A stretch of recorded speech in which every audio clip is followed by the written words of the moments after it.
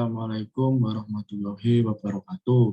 Perkenalkan, nama saya Ahmad Abi Yusuf Sinatria Junubam dengan NPM 21031010088 sesi B2 grup B. Di sini saya akan melaksanakan tes awal modul 5KF dengan materi hukum distribusi NERS. Apa sih hukum distribusi NERS? Hukum distribusi yaitu suatu metode yang digunakan untuk menentukan aktivitas zat terlarut dalam satu pelarut jika suatu aktivitas zat terlarut tersebut dalam pelarut lain diketahui, asalkan kedua pelarut tidak tercampur sempurna satu sama lain. Sedangkan untuk hukum distribusi NERS sendiri, yaitu adalah suatu hukum yang memberikan generalisasi yang mengatur distribusi zat terlarut antara dua pelarut yang tidak larut. Undang-undang ini pertama kali diberikan oleh Bapak NERS yang mempelajari distribusi beberapa zat terlarut di antara pasangan yang sesuai yang berbeda dari pelarut.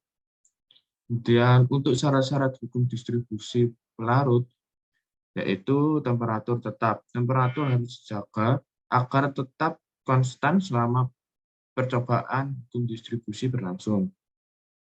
Kemudian yang kedua yaitu kesetimbangan konsentrasi.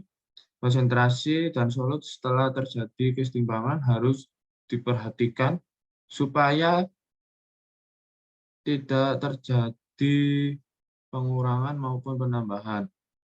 Untuk yang ketiga yaitu keenceran pelarutan, konsentrasi solut pada keadaan solvent harus rendah. Hukum distribusi tidak akan berjalan jika konsentrasinya tinggi. Kemudian untuk keadaan molekul sama, keadaan molekul solut dan solvent harus sama. Hukum distribusi tidak akan berjalan apabila ada perbedaan molekul solut dan solvent.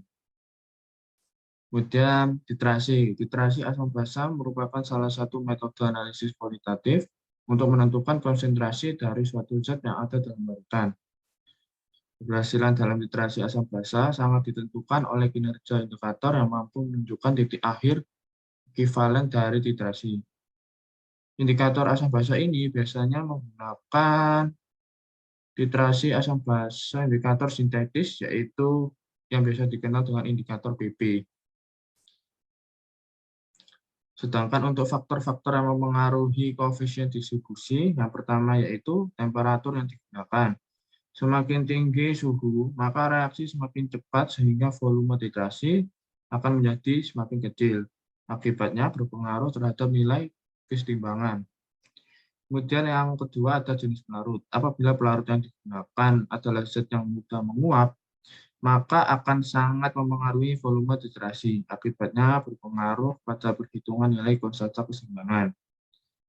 Kemudian yang ketiga ada jenis terlarut. Apabila zat akan dilarutkan adalah zat yang mudah menguap atau hidrobisa, maka akan memengaruhi normalitas dari konsentrasi zat tersebut. Akibatnya mempengaruhi nilai dari konstanta keseimbangan. Untuk konsentrasi, makin besar suatu konsentrasi zat terlarut, maka semakin besar pula nilai dari konstanta keseimbangan. Nilai konstanta keseimbangan berubah dengan naiknya konsentrasi dan temperatur. Nilai K tergantung pada jenis pelarutnya dan zat terlarut. Menurut Wegener sendiri, hukum di atas hanya berlaku bila zat terlarut tidak mengalami diosiasi atau asiosiasi. Hukum di atas hanya berlaku kepada komponen yang sama. Untuk aplikasi pada hukum distribusi,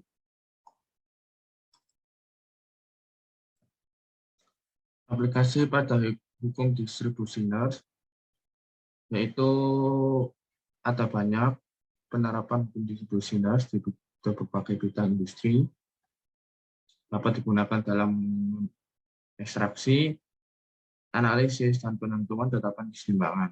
Salah satu contoh proses ekstraksi adalah mengeluarkan brom dan iod dalam larutan air. Apabila larutan iod dalam air dikocok dengan karbon disulfida, konsentrasi ion dalam disulfida dapat dipisahkan dengan corong pemisah dan dilakukan berulang kali. Dengan cara ini, konsentrasi iot dalam larutan air menjadi kecil.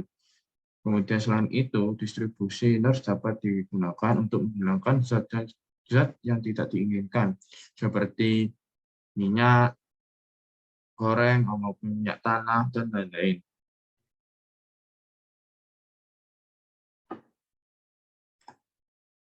Untuk prosedur percobaannya sendiri, yang pertama kita membuat larutan asam asetat dengan konsentrasi 0,5 normalitas dan 1N, 2N, masing-masing dilarutkan kepada aqueous 100 mili. Kemudian kita mengambil 25 mili asetat dengan konsentrasi 0,5 N dengan menggunakan pipet, kemudian dimasukkan ke dalam corong pemisah. Yang ketiga yaitu memasukkan 25 mili silen ke dalam corong pemisah. Tutup corong pemisah, lalu kocok sampai tercapai keseimbangan, kira-kira kurang lebih dari 20 menit. Kemudian kita keluarkan lapisan bawah dan ditampung dalam botol gelas. Jangan sampai lapisan atas ikut terangkat oleh pipet. Kemudian pipet 10 mili lapisan atas, masukkan Erlenmeyer dan titrasi dengan NaOH konsentrasi 0,5 N dengan indikator PP. Yang selanjutnya yaitu pipet untuk 10 mili lapisan bawahnya juga, kemudian masukkan Erlenmeyer, kemudian titrasi dengan NaOH konsentrasi 0,5 N dengan indikator BP. Ulangi percobaan di atas dengan menggunakan asam asetat konsentrasi 1 dan 2. Kemudian kita hitung koefisien distribusi rata-rata dari asam asetat dengan konsentrasi 0,5 dan 1 dan dari 1 dan 2. Terima kasih. Wassalamualaikum warahmatullahi wabarakatuh.